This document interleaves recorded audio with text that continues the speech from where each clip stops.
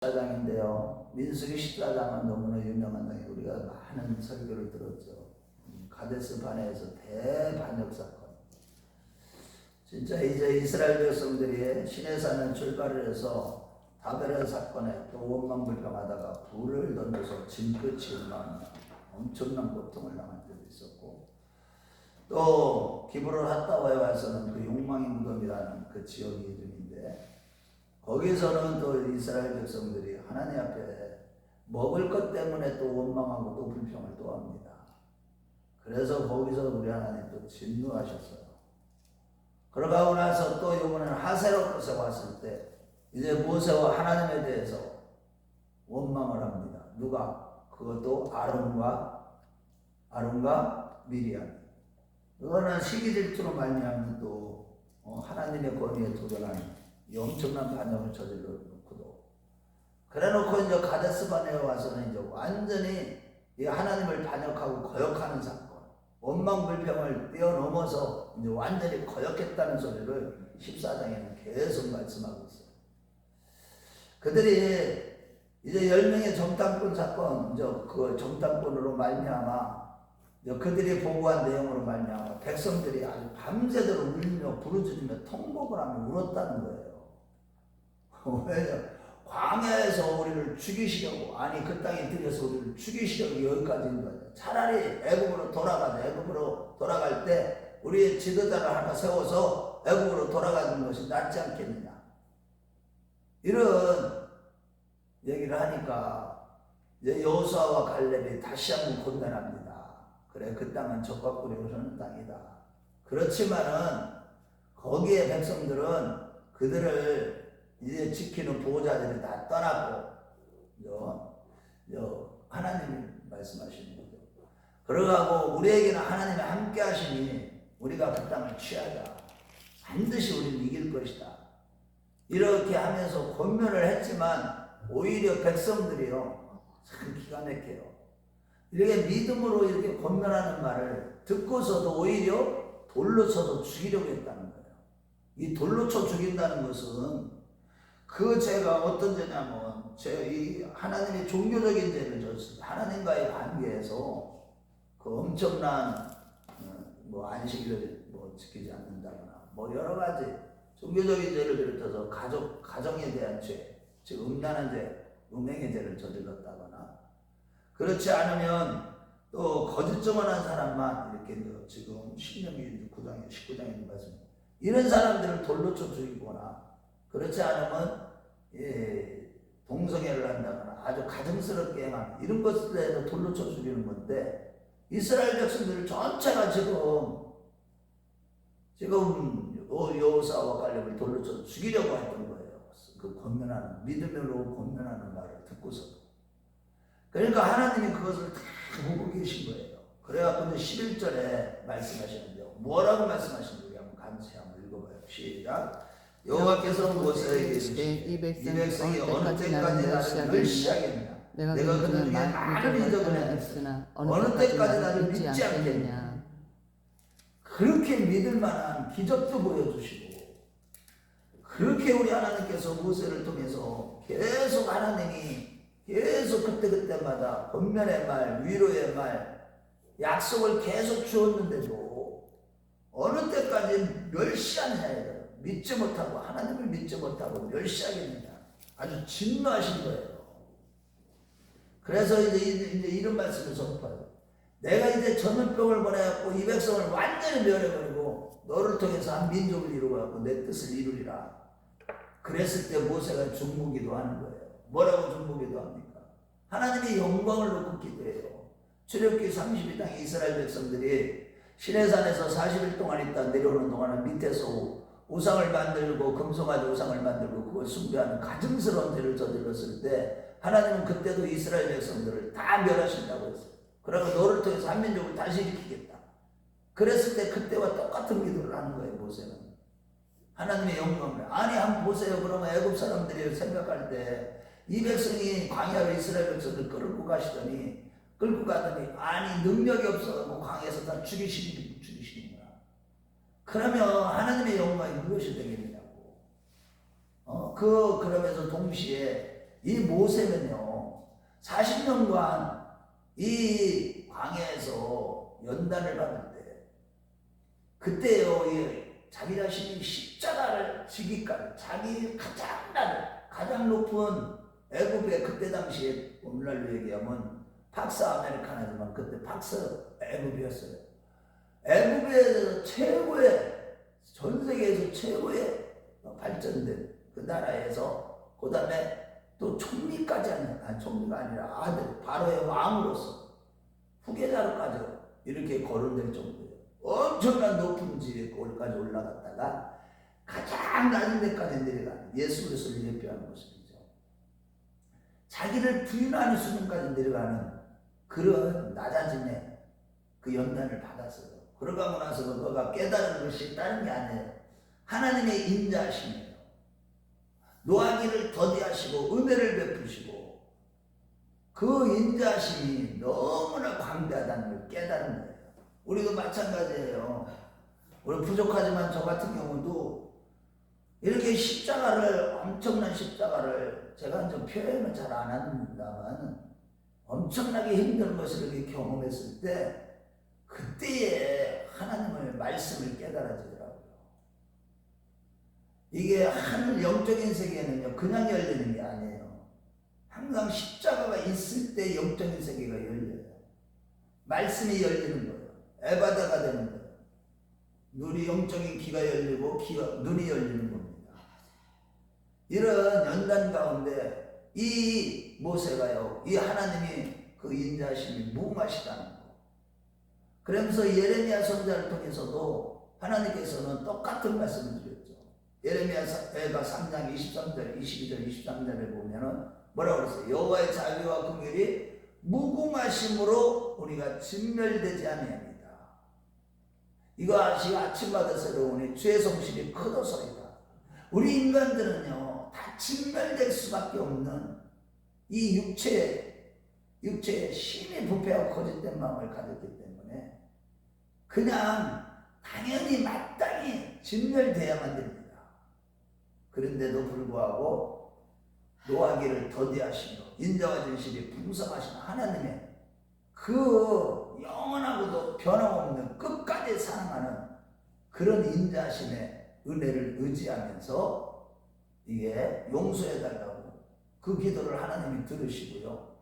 이제 이스라엘 백성들을 다 멸하시겠다고 하신 그것은 취소합니다. 그 대신 그들이요 말한 그대로 이제 그들을 광야에서 다 하나님께서 1세대는 다 죽여버리겠다고 합니다. 한 영혼도 조상들에게 약속했던 적과 꿀이 흐르는 땅은 한 영혼도 들어가지 못할 것이고 오직 여호수아와 갈렙만이 들어갈 것인데 갈렙은 자기가 정탐한 땅 헤브론 땅을 하나님께서 주시겠다고 약속을 합니다. 그런데 그때 약속할 때 보면은 뭐라고 얘기하시느냐고 한번 보겠어요. 24절. 자, 같이 읽어봐요. 시작. 그러나 내 종 갈렙은 그 마음이 그들과 같아서 나를 온전히 따랐으니 그가 갔던 땅으로 내가 그들을 드리니 그의 자손이 그 땅을 차지하리라. 온전히 따랐다는 거예요. 그 온전히 따랐다는 게 뭐예요? 하나님의 말씀을 전적으로 신뢰하고 거기에 대해서 의심이 전혀 없는, 그래서 그런 믿음으로 하나님의 말씀을 절대 신뢰하고 주님을 따르는 것 같다. 온전히 따랐다는 뜻의 의미입니다. 저와 여러분도 마찬가지예요. 우리가 보면 믿음 있는 것 같지만 말씀은 다 알아요. 말씀 몰라서 저기 지옥 가는 게 아니에요. 믿지 못해서 지옥 가는 거죠. 이거 잘 이해를 해야 됩니다. 그런데 그 믿음이 겸손한 자에게 은혜를 베풀어 주시는 선물이거든요. 그리고 우리 인간이 보면 은혜 받을 만한 자에게 은혜를 주시는 거예요. 그래서 항상 우리 자신은요 늘 이 세상 살아가면서 겸비한 자세를 갖추는 게 이게 영생에 들어가는 첩경이에요. 정말 항상 겸손해야 됩니다. 모든 사람 앞에서 겸손할 줄을 알아야 돼. 자기 자신이 누구인가 소크라테스가 됩니다. 너 자신을 알라. 내 자신이 티끌이고 먼지고 안개와 같은 그런 존재임을 깨닫는 자, 그래서 겸손해진 자들, 이런 자들만이 천국에 갈 수가 있다는 뜻이에요. 그런 자들만이 하나님의 말씀을 온전히 또한 믿을 수 있는 은혜를 베풀어 주십니다. 그게 그 믿음이 선물이에요. 우리에게서 나는 우리가 믿는 믿음은 그거는 신념이에요. 우리가 믿는 믿음은요, 그거는 종교생활이에요. 거기에는 구원이 없어요. 믿어지는 믿음, 하나님이 주시는 말씀을 들을 때 주시는, 겸손한 자가 말씀을 받아들일 때 주시는, 그때 주시는 믿음이에요. 그걸 갖다 성령으로 거듭난다고 이런 표현, 고넬료가 그 말씀을 들을 때, 복음의 말씀을 들을 때 겸손한 자세였어요. 이 고넬료가 어땠어요? 항상 간절한 마음으로 말씀을 받은 거예요. 겸손하고도. 자기 자신은요, 그때 당시 백부장이었는데도 베드로 앞에 딱 섰을 때요, 무릎을 꿇고요, 그를요, 하나님 모시듯이 모셨다. 우리도 마찬가지예요. 말씀을 받는 자세. 이 말씀을 온전히 따를 때 하나님께서는요, 그를 축복하시는 거예요. 구원하시는 것이죠. 그러고 나서 우리 하나님께서 이제 그때 정탐한 10명들, 부정적인 여인들, 그때 아주 하나님 죽여버리시고요. 그 다음에 이스라엘 백성들을 향해서는 28절 말씀, 너무나 유명한 말씀이죠. 그들이 말하는 것이 내 귀에 들린 대로 내가 시행하리라. 차라리 광야에서 죽는 게 낫겠다. 가나안 땅에 들어가서 전쟁하며 싸워서 그들에게 비참하게 죽느니 광야에서 죽는 게 낫겠다. 그 소리를 하나님이 다 들으신 거예요. 그래서 광야 1세대들, 특히 20세 이상의 장정들 60만 3,550명 중에서 60만 3,548명을 다 광야에서 죽게 만들고, 그의 후손들은 그들이 정탐한 40일을, 하루를 1년을 쳐서 40년 동안 광야에서 방황하는 자가 되게 하리라. 그래서 하나님께서는요, 이들이 40년 동안 하나님 왜 이런 결정을 하셨는가. 어느 때는 보면 그래도 하나님 그 영혼들이 얼마나 불쌍해요. 광야에서 그 고생만 하다가 광야에서 약속의 땅 들어가지 못하고 죽임을 당하는 갈렙의 여호수아와 갈렙의 얼마나 불쌍해, 우리 생각할 때는. 그런데 우리 하나님이요, 그냥 이렇게 판단을 내리신 게 아니에요. 이런 결정을 내리신 게 아니에요. 40년 동안 시편 95편 10절에는 40년 동안 하나님을 근심시켰다는 거예요. 40년 동안이나 그 말씀을 끝까지 믿지 못했다는 거예요. 우리 한번 찾아보겠어요. 우리 시편 95편 10절부터 한번 보겠어요. 이스라엘 백성들이 하나님의 부르심을 받아가지고 그 거역하는 것은, 보세요. 이게 거역한다는 얘기를 오늘 본문에 계속 말씀하고 있지만, 그 하나님을 근심거리만 하는 근심만. 자, 우리 한번 95편 10절을 읽어봐요.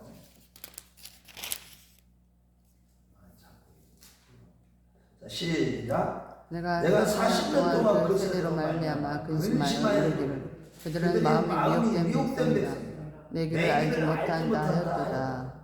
아주 그냥 근심거리가 되는. 우리도 하나님의 자녀가 되고 나서 하나님의 근심거리가 되는 자들이 얼마나 많은지 몰라요.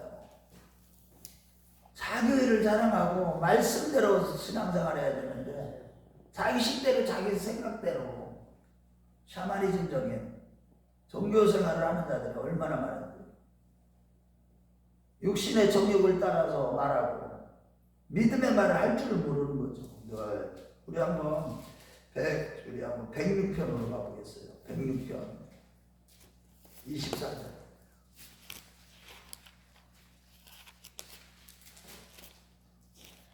그뿐만 아니라 말씀을 믿지 못했대요. 근심거리는 거예요. 말씀을 믿지 못할 때 하나님이 근심거리가 되는 거예요. 우리 한번 106편 24절을 읽어봐요. 자, 시작. 그들이 기쁨의 땅을 멸시하며 그 말씀을 믿지 아니하고 40년 동안이나 항상 25절 그들의 장막에서 원망하며 여호와의 음성을 듣지 아니하였다. 그래서 광야에서 다 엎드러지게 했다고 26절에 말씀하시는 것입니다. 자, 아모스서에도 가보면 이 말씀을 또 합니다. 아모스서 2장 10절이나 5장 25절 이런 데도 보면 이스라엘 백성들이 광야 생활에서 이 특히 거역하고 반역하는 이 사건을 인해서 우리 하나님을 이렇게 근심시키고 말씀을 믿지 못하고 정말로 항상 그래서 어쩔 수 없이 그들은 가나안 땅에 들어가지 못하게 되는 거예요. 그래서 저와 여러분들이 신앙생활할 때 항상 내 신앙생활의 기준이 캐논은 뭐냐? 항상 말씀이라는 말씀 자체가 하나님이셔요. 그분이 바로 예수 그리스도고 그분이 바로 영으로 오신 성령님이시고 그래서 성령님은 말씀을 가지고 늘 역사하는 거예요. 그러하나 진리의 성령이 오시며 그가 너희를 모든 진리 가운데로 인도하시니 그가 자의로 말하지 않고 오직 듣는 것을 말하시며 장래일을 너희에게 알리시리라. 무엇을 가지고? 내 것을 가지고. 내 것이 게 예수님이 하신 말씀을 가지고. 그래서 성령님은 항상 예수님이 하신 말씀을 다 기억나게 하시는 거예요. 저와 여러분들이 어떤 위기를 만나든 어떤 상황에 처하든 어떤 진짜 어려움과 고난과 환난이 당하든 어떤 좋은 일이 있든 모든 상황에서 성령님은요 그때그때마다 우리에게 말씀하시는 하나님이에요. 듣는 것을 말하신다. 정말 얼마나 인격적으로 우리를 대해주시면 듣는 것을 말하신다. 그래서 우리가 성령의 인도하심이 예민하려면 신중해야 됩니다. 말하는 것을 적게 해야 되고요. 듣기 위해서 그분을 묵상하고 있을 때 간절한 마음으로 사모하는 마음으로 성령의 인도함을 받기 위해서 늘 기도하면서 묵상하면서 살아갈 때 그분은 우리로 하여금 정말로 하나님의 말씀에 순종하도록 이끌어 주시고요. 순종할 수 있는 힘도 주시는 거예요. 그 성령 자체가 능력 자체로 나타나는 거예요. 우리 삶 속에. 그래서 사도 바울도 복음을 전하러 나갈 때 고린도전서 2장 4절에서 5절을 보면은 내 말과 내 전도함이 지혜에 권하는 말이 있지 않고 다만 성령의 나타남과 능력으로 하여 너희의 믿음이 사람의 지혜에 있지 않고 하나님의 능력에 있게 합니다.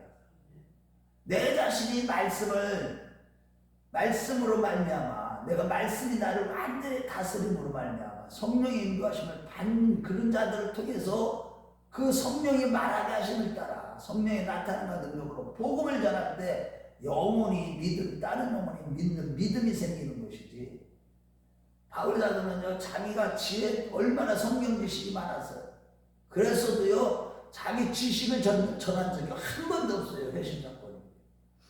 항상 자기 아는 예수와 그의 예수님이 죽으신 것 외에는 아주 아무것도 전하지 않고 나요. 작정에 따라 자기 지식으로 철학적으로 아테네 가서 아테네지 오늘날 거기 가서 복음 전하다가요 성령이 역사하실 때는 어디를 가든지 그냥 수십 명 수백 명이 막 주께로 돌아오는 그런 역사도 나타났지만 그런데 아테네 가서는 겨우 몇 명만 복음을 전하는 그렇게 철학적으로 지식적으로 학문적으로 복음을 전했지만 아주 설교는 뭐 오늘날도 들어보면 그런 식으로 전했어요. 아테네 지냈을 때가 제일 멋진 설교일 거예요. 오늘날 사람들이 그런 걸 좋아하잖아요. 60년인 사람들은 막 지식을 알아가는 걸 그렇게 좋아해요. 그런데 우리가요 믿음이라는 거는 많은 지식을 갖는다고 믿음이 생기는 게 아니에요.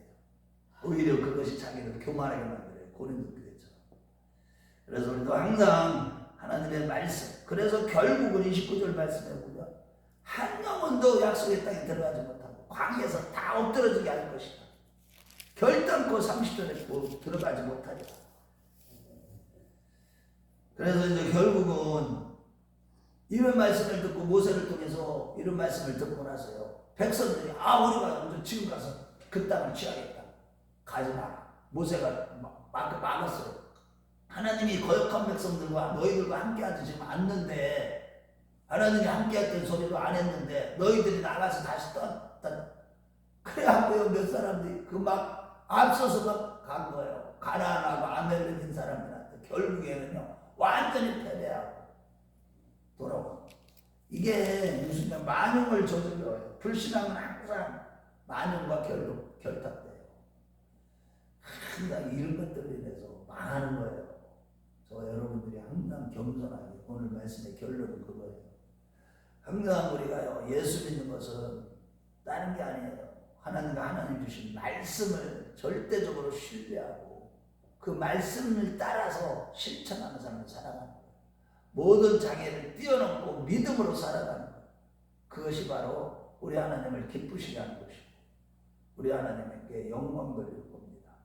저 여러분들이 오늘도 늘 겸손한 마음으로 성령 충만함 받으셔서 정말로 아버지 하나님을 기쁘시게 하고 우리의 구원을 이뤄가는 궁극적으로 영원한 변화현생의 길을 걸어가면서 영원한 천국에 이르는 그 주인공들이 다 되시길 주의 이름으로 축원합니다.